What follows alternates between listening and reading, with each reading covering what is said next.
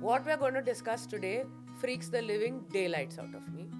Do you think that you had a natural inclination for it, or do you think it was something that you honed and studied and figured out over time? No, that it doesn't come. I mean, till you don't get into it, you don't learn.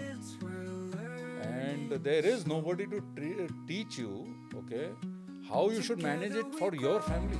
What was the first salary you 2,600 bucks. took? You said savings a few times. Do you feel now? It's a question I guess I'm asking both of us.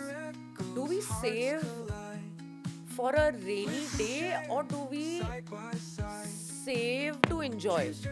Good point. I think financial freedom has first to be stated in your mind as an objective, as something you got to work towards, not expenditure freedom. So please, I'm trying to make a difference between expenditure freedom and if you make enough money, you have expenditure freedom. Yeah. But you will really have financial freedom only when you have saved and you have it to use it whenever you want. So you will have to compromise somewhere between expenditure freedom and financial freedom. I think I put them in two different buckets.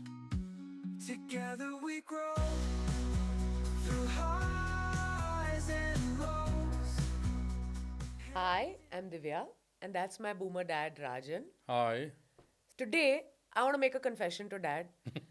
What we're going to discuss today freaks the living daylights out of me, because this is one area and one subject which is so important, but because I have this fear that has existed in so many years, I have not gotten down to understanding it entirely.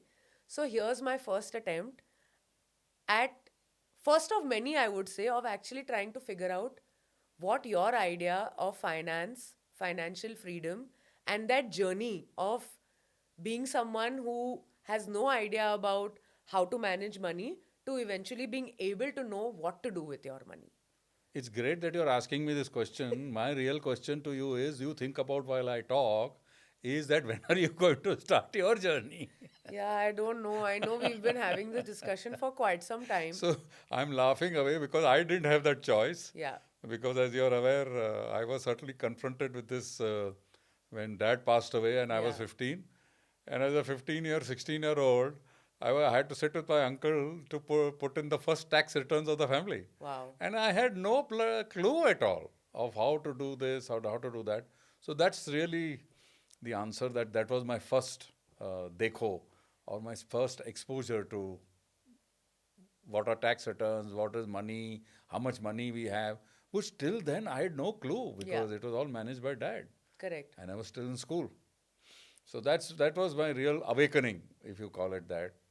And it hasn't stopped since. But at the same time, dad left behind enough so that I could complete my education.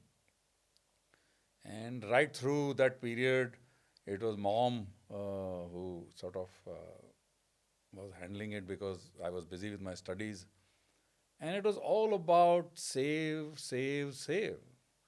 And for mom, because she also was not exposed to it, it was all monies in fixed deposits. Correct. So, which was a very low income or low return, but safe thing, which even till today remains with a lot of the families. That's Correct. where a lot of the core money is parked. But you have to make the money first. Yeah. I think before you go ahead, I think it's important to first understand. I'm going to ask you what I think other people who might be in. I don't think anyone's in my position of being so petrified at 40. But even if there are others, do you think that you had a natural inclination for it, or do you think it was something that you honed and studied and figured out over time? No, that it doesn't come. I mean, till you don't get into it, you don't learn.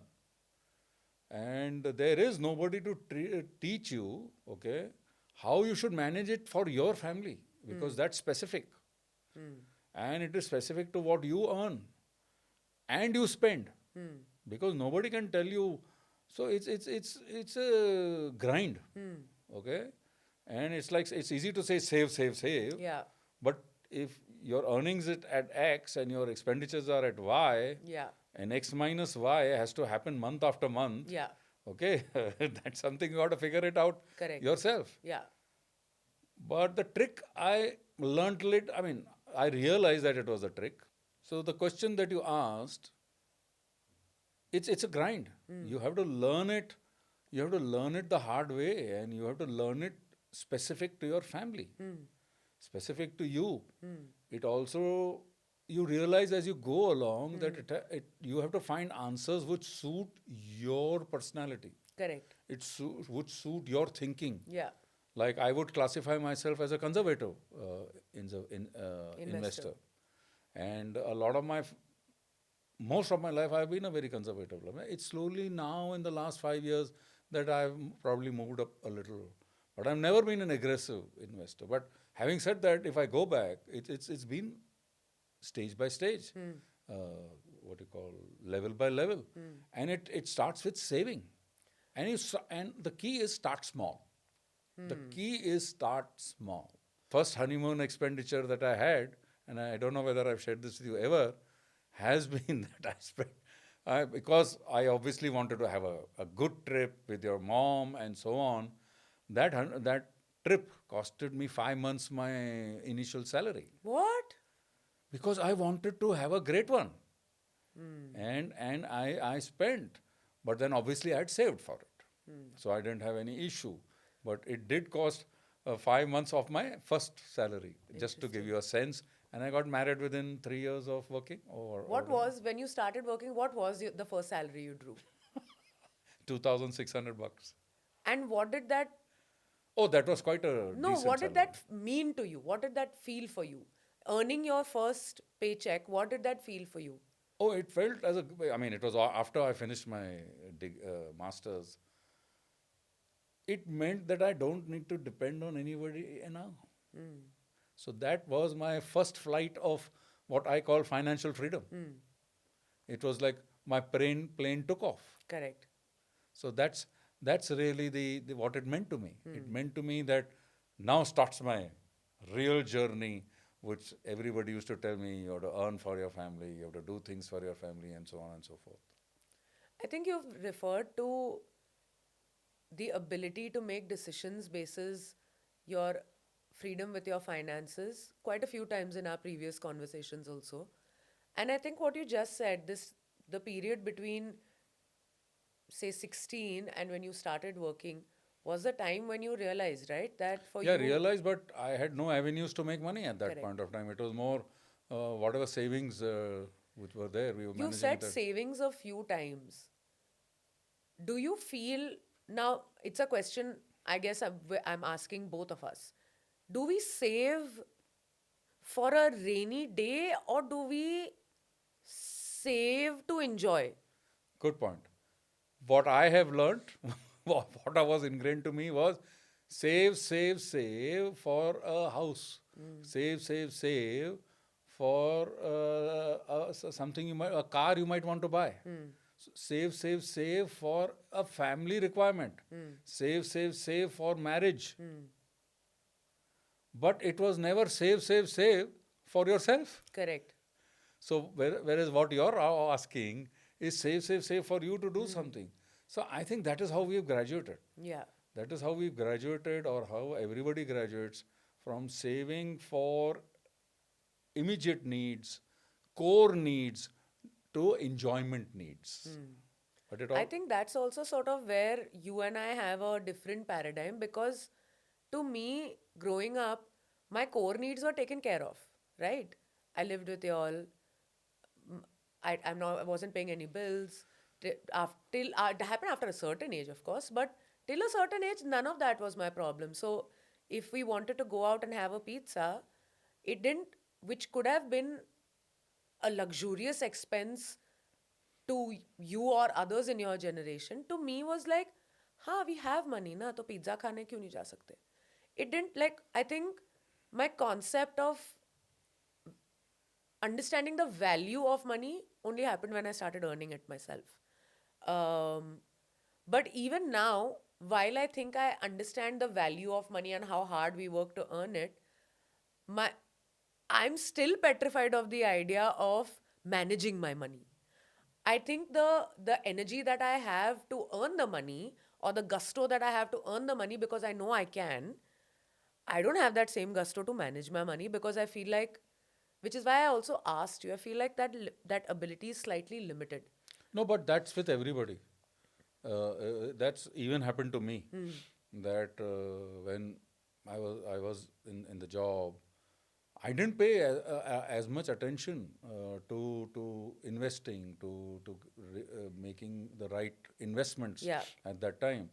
Uh, Somebody came along, you decided to invest, and that's where it remained. correct. You didn't actively manage. Right. Okay, but that starts over a period of time as you grow older, as your balances grow. Then you start, and more importantly, you start talking to people, your friends especially, because in our days you didn't have investment advisors and so Yeah. on. So you would, and that's how it starts Correct. when you start comparing, when you start sort of seeing. But in the bargain, if you start comparing too much, you can make wrong decisions also. No, and it can play on your mind, right? It can It play on plays your on your mind. psyche. Oh, it plays on your mind. But I think over a period, this is a journey. Yeah. Okay, you need to find your balance, and you need to some stretch the boundaries, but you need to save to invest. Even as I said, start small. Okay, and it starts only when you start earning, because that's when you understand how much you put in to make that money. Yeah. Okay, and when you start having a family, which happened with me very early after, I mean, quite early after I passed out or whatever. I mean, I got married within 3 years of passing out. So that itself puts pressure. Correct.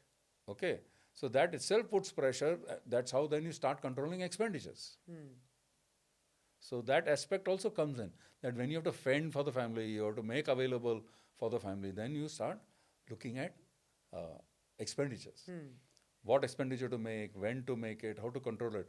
But you cannot take your eye away from investing, which also didn't happen with me as early as I would have liked. But again, hindsight is better than foresight. Correct. I didn't have the foresight at that time. Yeah. And I didn't even have the foresight to go for some aggressive stuff also, Yeah. because my nature is conservative. But I think investing, today you have the opportunity to having investment advisors, which you should take advantage of. But for me, it was a tough journey. Today you also have ChatGPT, you have to pay no money to get advice. Yeah, but that frankly Slippery slope. is a very dicey one. Is a dicey one, because there's nobody to guide you off the rails. If you slide off, what do you do? Because But ChatGPT Papa, is. that is the truth of life also, no? Like, I know we're derailing from the subject, but the fact that mediums like this cannot always be depended on is also a truth. Whether it is like children do that nowadays, young kids are asking AI for life advice, or, I'm having this trouble with this one. And it's so sad that the fact that you're able to find hope in a device or in an application rather than with a friend or a family member. And I think similarly, even for money matters, people don't feel the ease to want to share with each other their financial troubles or their financial ideologies. So they prefer doing it through formats like No, this. but see, over a period of time, even I feel that AI will get into an advising role. Yeah. As it perfects itself, I would say perfects itself, but as it improves, it will happen. Yeah. In fact, that is one of the fears bankers have today, that their roles are going to reduce as far as investment advising is But concerned. that is the, But that is analysis. Okay? Correct. And also suggestions, advice. yes, yes, But it does not take away the need for you to make that decision and evaluate that decision, whether you should get away or stay. So your involvement, and this is my belief, your involvement in analyzing, then putting the money in investment, then analyzing again to see whether you want to remain, that will not go away. So which means your basic involvement in these decisions is critical. Has always been. yeah, Nothing new, nothing new. But you got to start small, start working a bit, but looking at your expenditures, because as I said, only if you save will you invest. correct. And which is why I've always been encouraging you, put something aside, put something aside. Of course, the industry has started now, SIP. Yeah. So, people get into this SIP. But I think coming back to financial freedom is very critical for anybody. As I said in one of the episodes, it is critical for anybody to be able to free to make the decisions he wants to make for his life. So you have to work towards it. You have to work towards that financial freedom. It will take time, but you will reach a stage when you think you are now stable, you have the freedom, and then you can start taking the decisions which you want to take. Everybody wants to take his decision. Correct. So better get yourself into a stage of financial freedom. Start working towards it because it's very, very important. Girl or boy, man or woman. Yeah. It's very critical, and that's why I also started for you guys. Start it small. Started small when you all were young, so it's nothing hot. But I think it's for everybody in the family. Every Correct. member in the family needs to have his own Bucket. bucket. Okay, because ultimately, otherwise you will be dependent on each other. So you got to, and then as you grow, you expand that bucket yourself. Correct. So father and mother maybe can help you start that bucket, but buckets need to be made. I have two questions of two completely different paradigms. One is practical, one is ideological, theoretical. Let's go to the ideology first. The practical one, I know you'll give it to me in 5 minutes.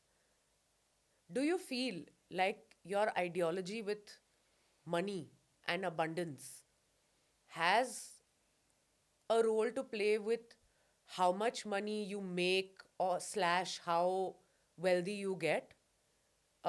Is it all of that, or does it change as time goes by? How does it work? No, it doesn't change with everybody. There are many people in the world who are very rich and say, I've made this by being a miser. Means I have saved every penny out of every expenditure. तो मतलब कुछ enjoy किया नहीं है. मालूम नहीं मुझे. मतलब मोटा मोटी that's the assumption you would make. But that person, I mean, I have seen people who go to a distillery shop and he has so much money, but I've seen him wangle for 50 paisa also. So that's one mentality. It works for them because that's how they are made. It's how they're wired. Yeah. And they believe that is what has got them to having multiple accounts and multiple loans. Right. On the other side, there are people who have made money but also enjoy it. They also make more money. I mean, they keep the money making go aspect, but they believe in spending it also to enjoy, to At what live point the fuller did life. your transition happen? Has it happened? No, I think so, because through my sister's wedding, through life in general, I think now you are at that stage where you feel like I have earned all this money so that I'm able to avail of the comforts of life. The money is not to look at and keep afar. It is to make my life better. Today you think like that. You didn't think like that many years ago. Maybe this is a 4-5 year phenomenon, but you clearly do think so now. So when did that switch point happen for you, according to That you? switch point happened at a particular point till a particular amount was reached. Oh, so I think. for you it was the logic of knowing that you have that much. And hang on. And a bit of a dose of spirituality. So both. The practical side Yeah, and the ideology side. correct, If you call it that. correct. So I had a dose of both. Because many people, when they think about, I know I'm going to touch upon a subject which is very vast, but this whole concept of poverty programming versus abundance programming, which is it's not just people have connected it only to money, but it is about everything in your life. You can be miserly about every choice in your life. You can be miserly about the kind of love you give people.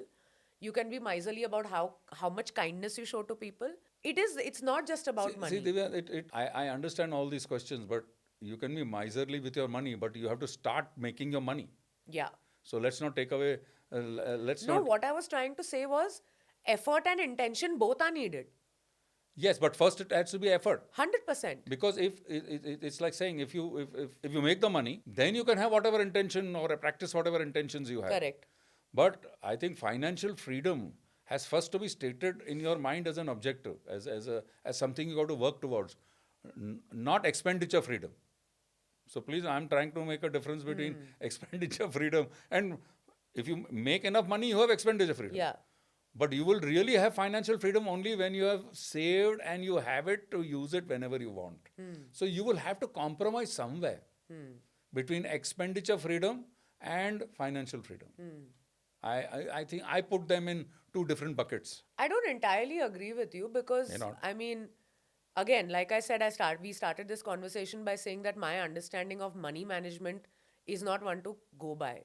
But I feel like there is always, I believe now again that is part of my faith, part of the hope I feel, part of everything. What grounds me is the belief that I'm taken care of. Maybe that comes from the fact that there has been sound resources always available to my disposal, but I do believe that I'm always taken care of. I will have more than I need. I will have more than I require at any given point in time. I know it can sound outlandish, it can sound a bit like esoteric, but the truth is that has helped me work harder. Because the fact that I am always taken care of cannot be taken for granted. It needs to be supplemented by effort No, of. so basically, it has to have the practical dose of financial freedom. That's true. And but I feel like where you and I are talking about different sides of the same Sure, situation. sure. I'm talking about the ideology of money, you're talking about the practicality of money, right? Um, the reason why I'm not able to talk about practicality is because I have no practicality on money. At the same time, I'm But not. but there is hope. Of course, there is hope. That's why we're here. That's why we're doing this. I'm asking you all these questions with the anticipation within me that a few days or a few weeks, months from now, I'll be sitting down with you with the books and understanding what the hell is going on. I look forward. To quickly wind this up, I want to ask you, give me 5 points that someone who's beginning their investment journey should bear in mind. Simple first income and expenditure. That means how much are you earning and how much are you spending. I mean, you should track that every month.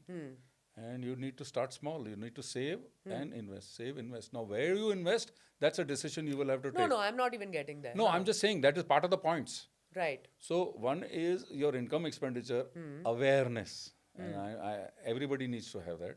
Second is you start saving small.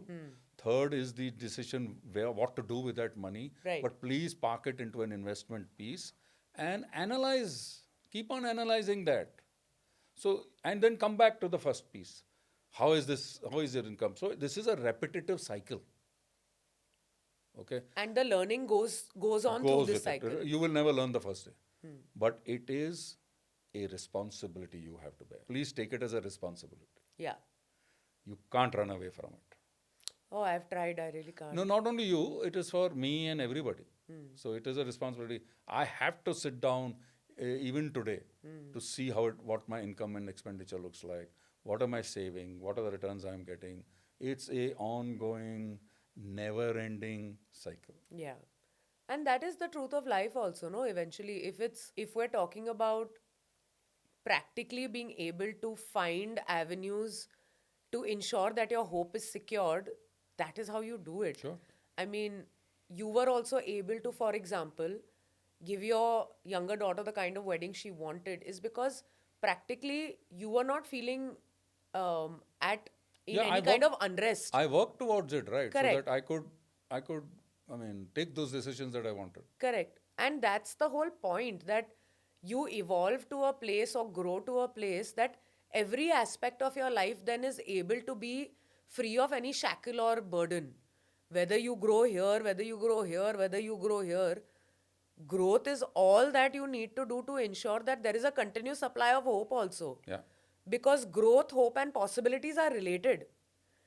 If you know that there is hope for a brighter future, the possibilities will find you.